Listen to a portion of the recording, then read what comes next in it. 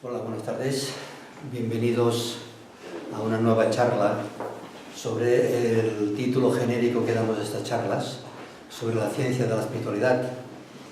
Porque si acostumbramos a hablar de cosa científica y de espiritualidad, hoy lo vamos a hacer más intensamente. Porque vamos a hablar a nivel científico, vamos a hablar de la física cuántica.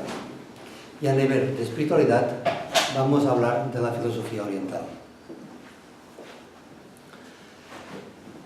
El motivo, el propósito por el cual aproximadamente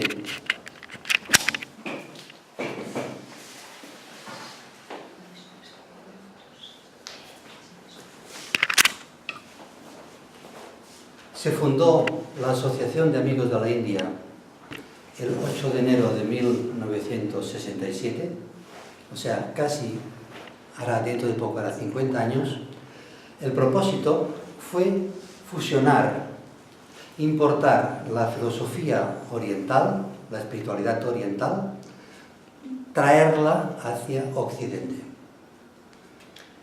Esta filosofía oriental, en aquella época oscura para España, que estamos en plena dictadura, y no solamente una dictadura política, sino una dictadura religiosa, de forma de pensar, era totalmente herética, totalmente prohibida. Con lo cual, Amigos de la India, muy hábilmente, lo que hizo fue disfrazar de una estructura cultural las costumbres de la India, la verdadera intención, que es la filosofía oriental. ¿Por qué la India? Porque la India es la cuna de la filosofía oriental.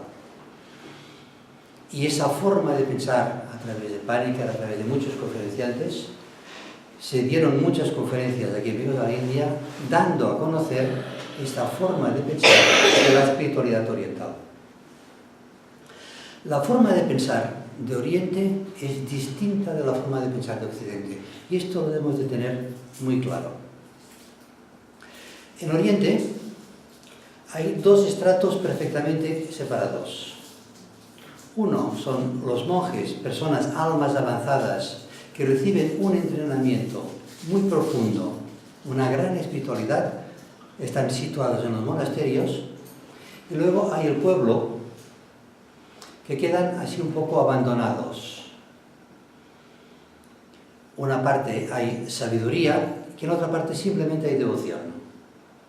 Es el budismo en su aspecto filosófico y el budismo en su aspecto devocional. Las imágenes de Buda, los rituales, el incienso, las procesiones, las ofrendas florales, etcétera, etcétera. Quizá la razón es la comprensión o la idea de la reencarnación. Allí, al tener la idea de que todos los seres humanos tenemos muchas vidas, caemos en el error de decir que no hay prisa. Y quedan así el pueblo, podríamos decir, la gente poco culta, que no lo digo en ningún sentido de desprecio, simplemente constatar una realidad. Se deja un poco abandonado a la ley del karma. Ya reencarnarán, hay muchas vidas por delante y alcanzarán la liberación.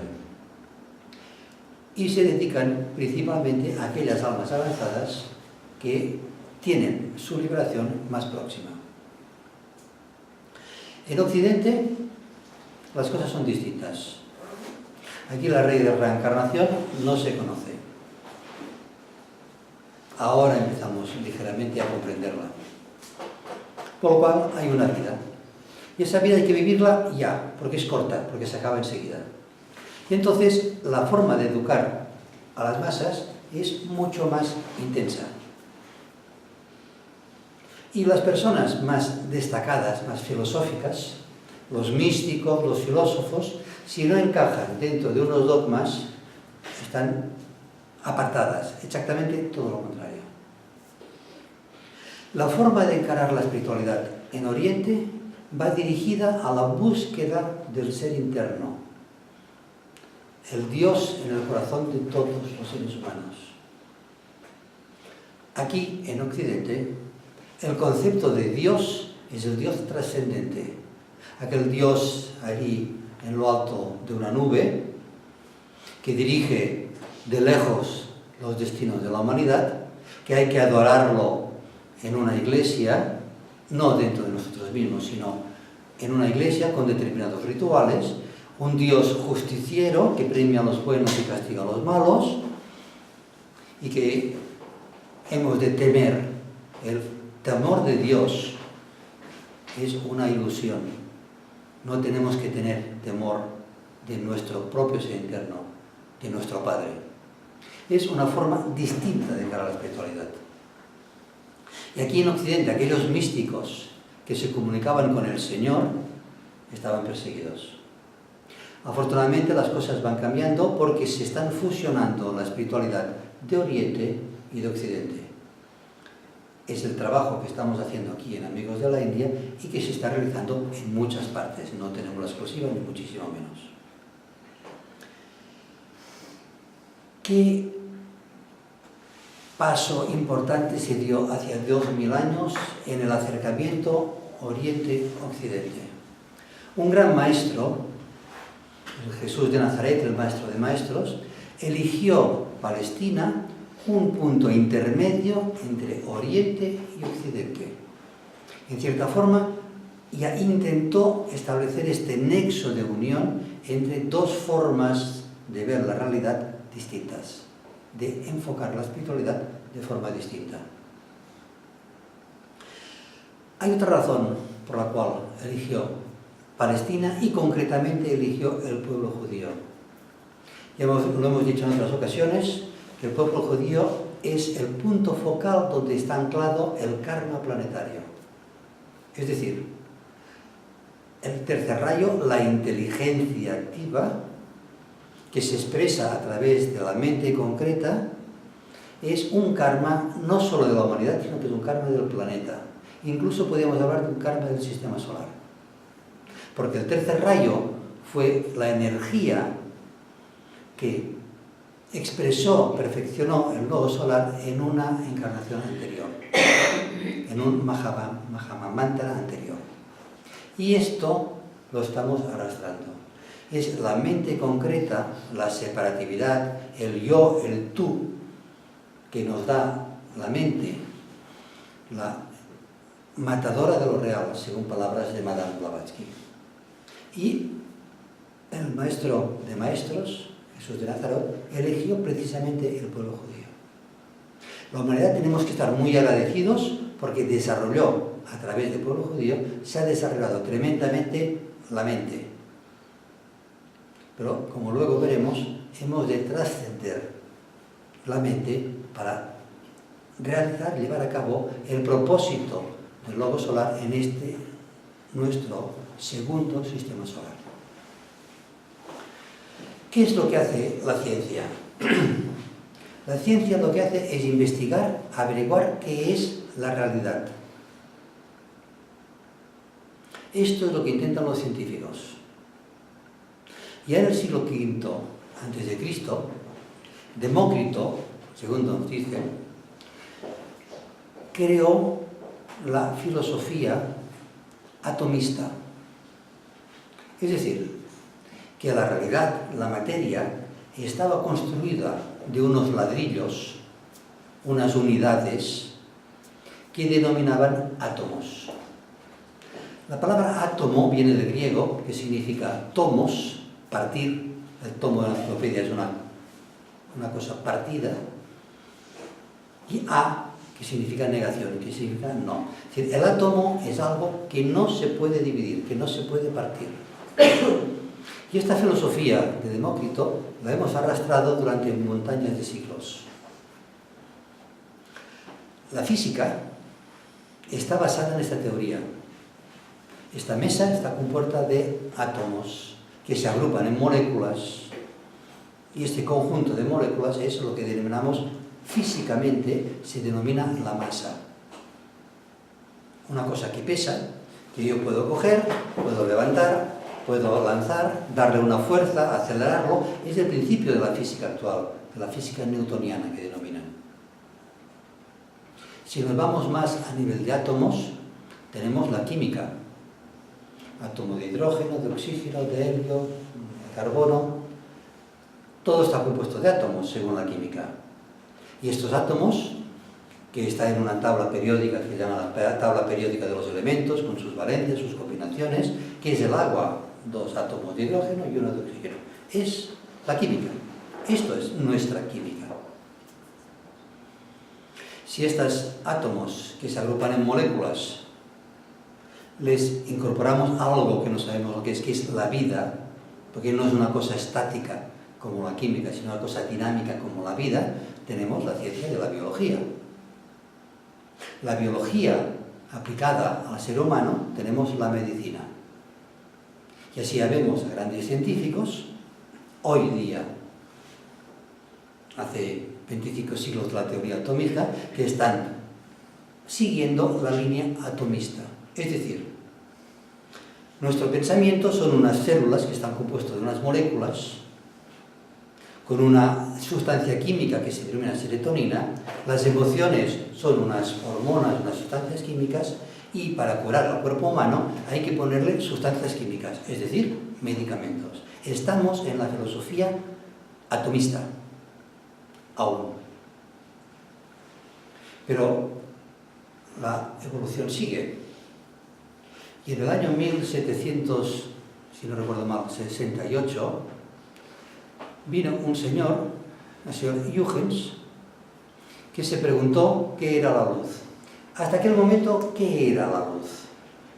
La luz era nada más, en filosofía atomista, que unas pelotitas, unas bolitas, unas caricas, que corrían a gran velocidad, que venían del Sol a toda pastilla, y que rebotaban en las paredes, y que nosotros, al rebotar estas pequeñas partículas en nuestra retina, veíamos, determinábamos un cuadro, una ventana, una pared, etc.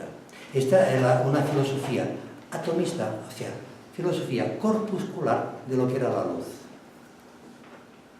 Pero esta filosofía, esta forma de ver la realidad, porque la luz forma parte de la realidad, chocaba con un problema. La reflexión de la luz estaba perfectamente situado. Bolitas que daban golpes en la pared y rebotaban. Pero ¿y la refracción? La refracción es el hecho de que la luz atraviesa una lente y se descompone en colores y además cambia de dirección. Esto es la refracción. Estoy hablando de física, no estoy hablando de nada especial. Cómo unas bolitas pueden atravesar un medio sólido como es un cristal. O como es nuestro cristalino. Porque la luz tiene que atravesar nuestro cristalino para impactar en nuestra retina. Estas bolitas no puede ser. Entonces, el señor Huygens dije, no. La luz no son bolitas, no es corpuscular, son ondas. Lo cual explicaría el hecho de que cuando unas ondas penetran en una lente, en un cristal, por su índice de refracción, cambia su velocidad de transmisión. Al cambiar su velocidad, se separan. Y así un rayo de luz blanca atraviesa una lente y tenemos los colores de los arcoíris. Teoría ondulatoria, perfecto. La luz es una onda. Amigo, ¿qué es una onda? Un ejemplo. Cuando nosotros lanzamos una pelota o una piedra en un lago, se generan unas ondas.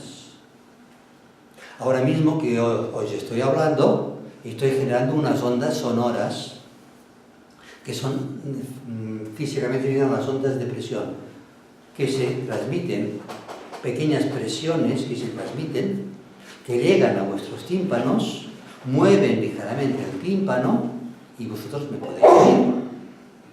Es decir, las ondas necesitan un medio de transmisión. La luz del sol, ¿cómo se transmite si hay vacío entre el sol y la tierra? Aquí falla la teoría. Entonces los científicos muy inteligentemente han dicho no, en el espacio hay un éter. ¿Qué es el éter? ¿Qué es el éter?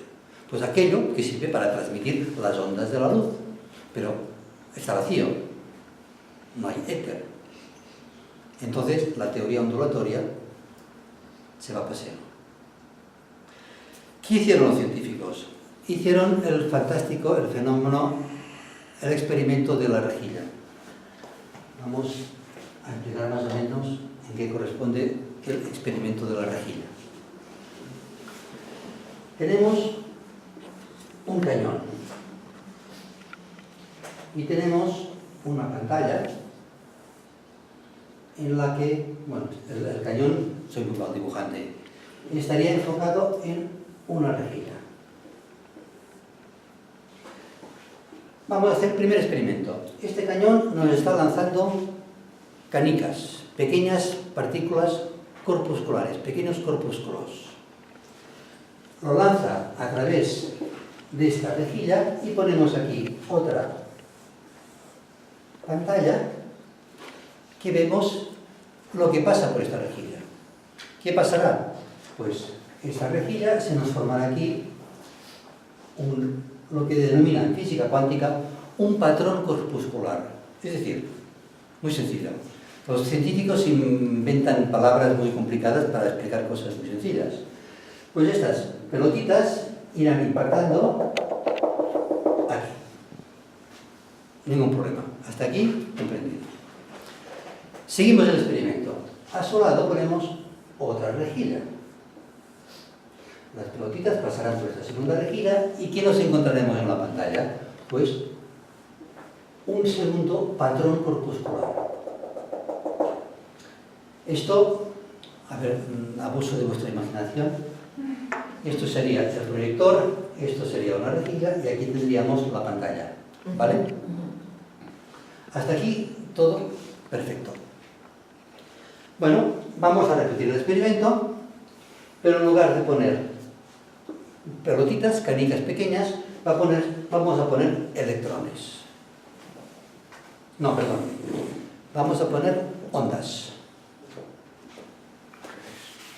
Ponemos una rejilla, esta la vaciamos, ponemos aquí la pantalla limpia y aquí ponemos ondas. Pelotas que tiramos en el estanque. ¿Vale? Estas ondas atraviesan la rejilla y aquí nos crean una imagen, un patrón ondulatorio. Que vamos a dibujar, sería una especie de zona iluminada. Perfecto. Hasta aquí, de acuerdo.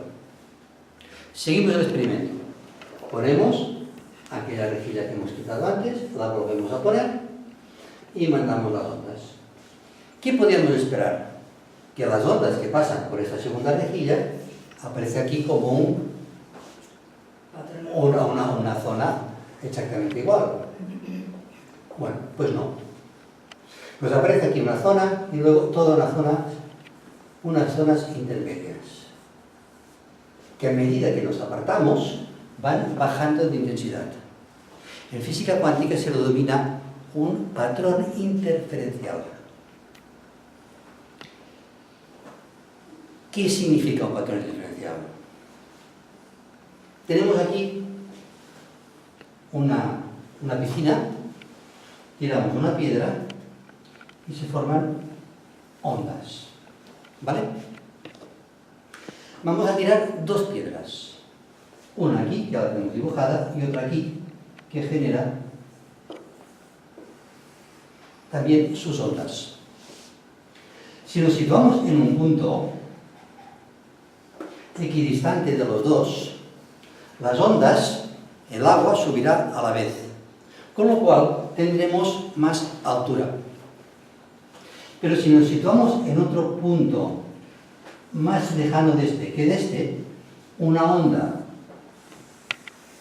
senoidal, en el caso anterior tendríamos dos ondas que se denominan en fase, con lo cual esta y esta se suman y tenemos una amplitud mayor. Pero si nos situamos en otro punto,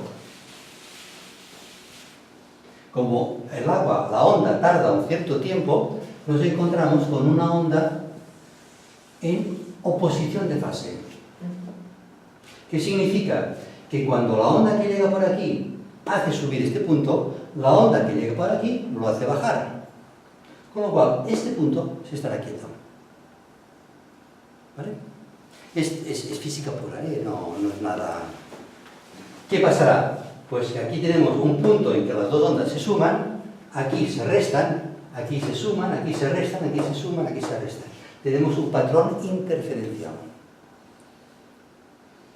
¿Vale? Perfectamente lógico, con la idea de que lo que estamos enviando por aquí son ondas. Esa idea de la interferencia de la luz dio lugar a la teoría de la antimateria. Es decir, cuando una materia luminosa, este corpúsculo luminoso, se unía a otro corpúsculo luminoso antimateria, se unían los dos y desaparecían. Se unían los dos y desaparecían. Es intentar explicar el fenómeno interferencial a través o como posteriori de una teoría corpuscular de la luz. ¿Vais siguiendo? Vamos a seguir el experimento. Dejamos ahora la materia interferencial y vamos a dejar la pantalla vacía.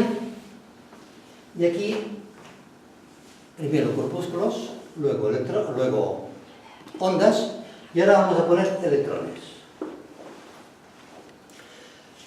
¿Qué es un cañón de electrones? Para que tengáis una idea, vosotros conocéis las televisiones antiguas, que iba aquel tubo atrás, etc. Aquello era un cañón de electrones. Un cañón de electrones que por campos magnéticos se desviaban e iban pintando la pantalla. No voy a entrar en más detalles porque no es el tema, pero bueno, esto es como funcionaba. Ahora no, ahora va campo con LEDs, es otra cosa. Aquí tenemos un cañón de electrones. Lanzamos un chorro de electrones. ¿Qué nos pasa en la pantalla? Pues los electrones. Esos electrones no pintan. Es una interferencia. Hay una interferencia. Para dibujar que te pongas de lado. ¿Así? Para que pueda exactamente. Vale, perfecto. Aquí tenemos el cañón de electrones. ¿Qué aparece? Pues lo mismo que al principio. El chorro de electrones golpean aquí y tenemos un patrón corpuscular. Seguimos el experimento. Ponemos aquí la segunda rejilla. Sí. ¿Vale? ¿Qué esperábamos? Pues que aquí apareciera, si los electrones son corpúsculos, aparecería otro patrón corpuscular. Aparecería aquí la segunda proyección. Pues no. ¿Qué aparece? Un patrón interferencial. Exactamente igual como si fueran ondas. Entonces, en un caso es corpuscular, en otro caso es ondulatorio. ¿Qué dicen los científicos? Podría ser que el chorro de electrones, unos con otros, se fueran golpeando y depende de si golpean o no golpean, hace una teoría corpuscular de los electrones, da un patrón interferencial en la pantalla. A eso se le denomina una onda de probabilidad, porque el que choquen unos electrones con otros es pura función de probabilidad. Se llama un patrón de probabilidad. Pero como esto no estamos seguros, vamos a repetir el experimento. En lugar de lanzar un chorro de electrones, lanzamos los electrones de uno en uno. Así nos aseguramos de que no reboten. La cosa es lógica, ¿no? ¿Qué pasa? Que tenemos exactamente un patrón, exactamente lo mismo que hemos dibujado. Lo lanzamos de uno en uno y tenemos un patrón interferencial. Es decir, que la función de probabilidad que se había emitido con la posibilidad de choques entre electrones nos dice que un electrón pasa por aquí, o si tiene que interferir con él mismo, pasa por las dos ventanas a la vez, o por ninguna. Es decir, no tenemos ni idea, ¿vale?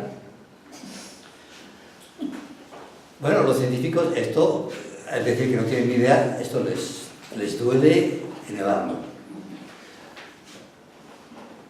¿Qué vamos a hacer? Vamos a ver estos electrones, a ver qué pasa. Si es cierta esta teoría de que pasa por un sitio, o por el otro, o por los dos, o por ninguno. Y aquí ponemos, para intentar solucionar el problema, ponemos un observador que nos dirá qué pasa con los electrones. Y repetimos el experimento. Esperamos tener un patrón interferencial, como teníamos antes, y que nos aclare el por qué tenemos este patrón interferencial. Bueno, pues resulta que no. Ya no tenemos el patrón interferencial. Tenemos el patrón corpuscular. Es decir, una ventana, un impacto, otro impacto, y no hay rayas interferenciales. Si antes teníamos el dilema si la luz era corpuscular o ondulatoria, ahora complicamos el tema. Que la mente del observador altera la realidad. Y esta es la deducción de la física cuántica. La mente del observador altera la realidad. Seguimos con la gran pregunta del milenio. ¿Qué es la luz? ¿Qué es la materia? Entonces vino Maxwell y dijo que toda la radiación electromagnética, campos electrostáticos a 90 grados de campos magnéticos, y así nosotros podemos ver la televisión. Pero saber lo que es la radiación no lo sabemos. Saber qué es la luz no lo sabemos. Saber qué es la materia no lo sabemos. Una conclusión muy evidente, ¿no? A partir de aquí, ¿qué hacemos? Pues los científicos han montado un show impresionante en Ginebra, que se llama el CERN, que es un acelerador de partículas. ¿Qué significa? Intentan descubrir cuál es la partícula esencial, lo que se denomina la partícula de Dios, la partícula divina, que matemáticamente el señor Hooke ya la ha deducido, pero está deducida, está en fórmulas. Y los científicos quieren verla. Es lo que se denomina el bosón de Hooke. Y así han montado lo que es un acelerador de partículas. Vamos a dibujar brevemente lo que es un acelerador de partículas. ¿Sí? A la otra sí. Tenemos aquí un cañón, en este caso es una partícula subatómica que se denomina hadrones, que han sacado montañas de partículas. La aceleran y la meten en una redonda. Esta partícula, mediante los hadrones, tienen carga eléctrica, con lo cual, mediante campos electrostáticos o electrostáticos, para hablar con propiedad científicamente, se acelera. Y mediante campos magnéticos se curva. Lo mismo que un televisor. El televisor tiene el cañón, el campo electrostático, la alta tensión de los televisores, es para acelerar el haz de electrones, y unas bobinas que deflectan el haz de electrones. Lo mismo. Sigue esta circunferencia, el haz de hadrones, de estas partículas, con unos imanes potentísimos, porque esto se alcanza a velocidades cercanas a la luz, unos electroimanes superconductores a baja temperatura, y ya tenemos el haz de hadrones circulando por el acelerador de partículas. Y aquí ponemos, no sé si en esta disposición o en otra, pero es igual, la idea es esta. Otro haz que hace lo mismo, si este corría en ese sentido, este corre en ese sentido. Y cuando tienen los dos haces a la velocidad de la luz, los hacen chocar. Y averiguar en este choque, a ver si sale esta partícula divina que denominan el bosón de Hooke. Este pequeño mamotreto no está en la guardilla, porque el perímetro son alrededor de 100 kilómetros. Está en Suiza, en Ginebra. Y nos cuesta a todos los contribuyentes un pastor, ¿vale? Pero bueno, los científicos se lo pasan en pipa. Y aquí vamos a averiguar el origen de la materia. ¿Cuál es el origen de la materia científicamente hablando, ese punto en el espacio de una gran intensidad, de una gran gravitación, de una gran temperatura, que en física cuántica se denomina una singularidad. Fue el origen de una estrella en nuestro sistema solar y suponen que fue el origen del universo. Este punto, esta singularidad, para crear un sistema solar, explota. Y es lo que denominan el Big Bang. Todo en un sistema solar está formado de estas partículas divinas que no saben si son partículas, si son energía. Dicen, bueno, si son energía, vale, de acuerdo, son energía, pero ¿qué es la energía? Pues no lo sabemos. Simplemente es que nos quemamos y nada más. Es energía. Esto es lo que buscan. Y hasta aquí los científicos hemos llegado. Estamos ya no hay más explicaciones, es lo que hay. Podría llenar la pizarra de fórmulas matemáticas, porque hay varias razones por las cuales no lo hago. Primera razón es de que no serviría para nada. Segundo, que nos aburriría un montón. Y la tercera, y más definitiva, es que no las sé. Punto. O sea que dejemos correr. Hasta aquí llega la ciencia, no sabemos más los científicos. Y aquí tenemos que irnos a la filosofía oriental. El origen del universo. La filosofía oriental y esta filosofía a caballo entre Oriente y Occidente, que es las Escrituras. Y así dice San Juan, que en el principio existía el verbo. El verbo, la palabra, vibración, energía, Dios, que es la partícula divina, o sea, van encajando las cosas. Esa creación fue el Espíritu Santo que aleteó sobre las aguas. ¿Qué son las aguas? ¿Quién creó las aguas? Aquí nos vamos, aquí las Escrituras ya no nos dan más datos. Podemos hablar de los 7 días de creación, los 7 alientos, pero tenemos que ir forzosamente a la filosofía oriental. ¿Qué son las aguas? Los Vedas nos dicen que son la expresión de la entidad de espacio, la materia raíz cósmica, el Mula Prakriti, las aguas. Aquello que utilizó, que hablaba Vicente Beltrán, la entidad de espacio, que utilizó el logos, la palabra, logos significa palabra, significa propósito, para crear el universo. En filosofía oriental, según los Vedas, en el budismo Mahayana, es Indra, el señor de las aguas. Aquella tela de araña en la que todo son gotas, que cada gota refleja el todo. Y aquí tenemos dos ideas que la filosofía cuántica también nos lo dicen. El que una gota refleje el todo es la teoría fractal de la física cuántica, que cada pequeña fracción de energía de este campo cuántico es una fracción de la totalidad de este campo cuántico, de la realidad. Y la idea de la telaraña, de que estas gotas están unidas, es la teoría de las cuerdas de la física cuántica, que estos campos cuánticos individuales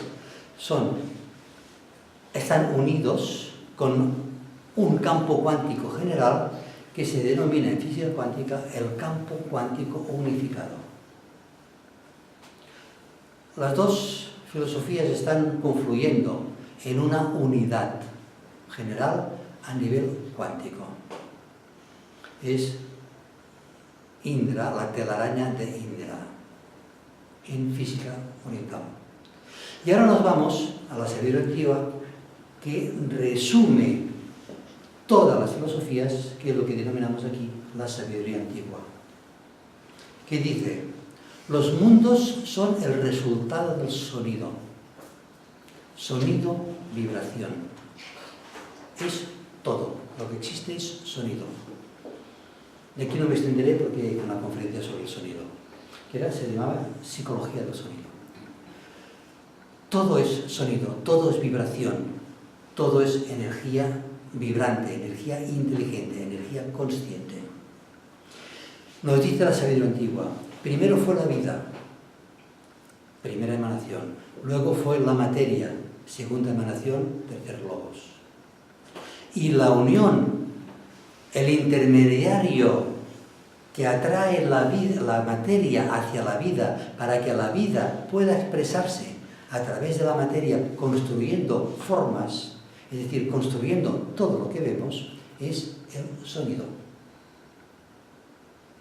el akasha, aquel elemento integrador que esgrime una gran entidad divina, logoica, para generar todo lo que existe, el akasha, un sonido.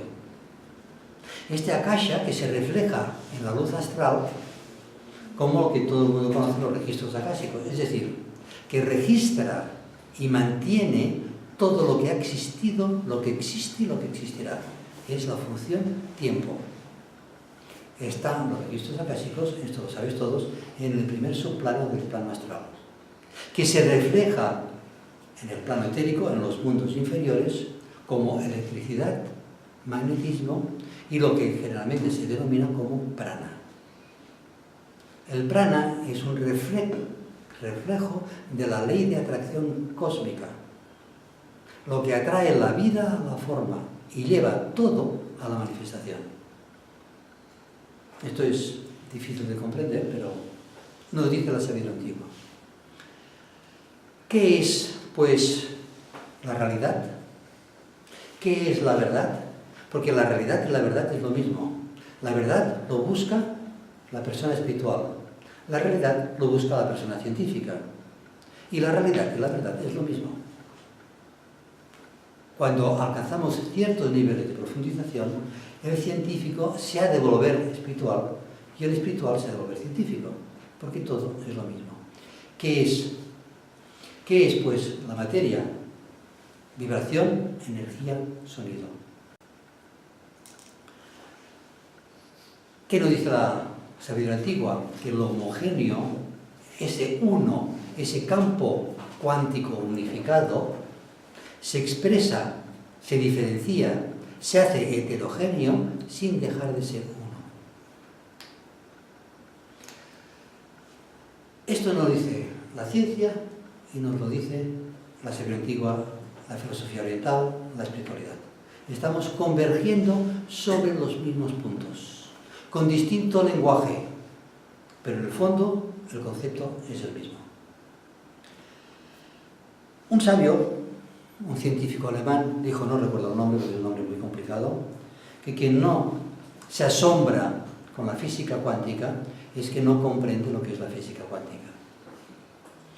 Si nosotros reunimos, unificamos lo que es la física cuántica con lo que es la sabiduría antigua, la filosofía oriental, nuestro nivel de alucine es extraordinario. Y si no nos asombramos, no alucinamos, es que no lo comprendemos. Pero aparte de alucinarnos, ¿para qué nos sirve todo esto a nosotros? Vamos a precipitarlo a nivel práctico. Pues dirás, sí, perfecto, no vamos a poner muchas medallas, aquí ya llenamos la pantalla de ecuaciones y decir que la energía y la materia es lo mismo, que la luz, la velocidad de la luz, la materia, la función de este, etcétera, etcétera. Muy bonito. Pero ¿para qué me sirve a mí? Si no me sirve para llegar a final de mes, para pagar la hipoteca, para sanarme, etcétera, etcétera. ¿Para qué me sirve todo esto? Pues muy sencillo. Para responderme 3 preguntas esenciales. ¿Qué es la realidad? ¿Qué es la materia? Me parece muy bien. Pero la pregunta esencial, lo que a mí y a cada uno nos debe interesar, es ¿qué soy yo? ¿Qué pinto yo en todo este embrollo de corpúsculos, radiaciones, patrones interferenciales, etcétera? ¿Qué soy yo? ¿De dónde vengo y a dónde voy? ¿Qué respuesta nos da la física cuántica? Pues que cada uno de nosotros somos aquella fracción, teoría fractal, ¿recordad? Fracción del campo cuántico unificado que se denomina el yo cuántico. Que nos dice las escrituras que somos hijos, es lo mismo, son otras palabras, que somos hijos de Dios creados a imagen y semejanza, es decir, la teoría fractal. Somos unos en Cristo, la teoría de las cuerdas, es lo mismo. ¿Qué nos dice la sabiduría antigua? Que somos almas, fracción del alma una, que se ha hecho distinto de los demás aparentemente, pero que en esencia somos una unidad. Es lo mismo. Esta responde a la pregunta de quién soy. ¿Y a dónde voy? ¿Cuál es el propósito por el cual se ha creado este campo cuántico unificado con la teoría fractal, etcétera, etcétera? Porque, ¿qué es? ¿Esto me va a solucionar el problema de la subsistencia? Pues tenemos que ir a la sabiduría antigua, que nos explica lo que es la ley de la subsistencia, que nos explica lo que somos nosotros, los trabajadores, y el trabajo que tenemos que realizar. Dice así, me gustaría utilizar las mismas palabras. Solo cuando se emplea la provisión hábilmente para cubrir las necesidades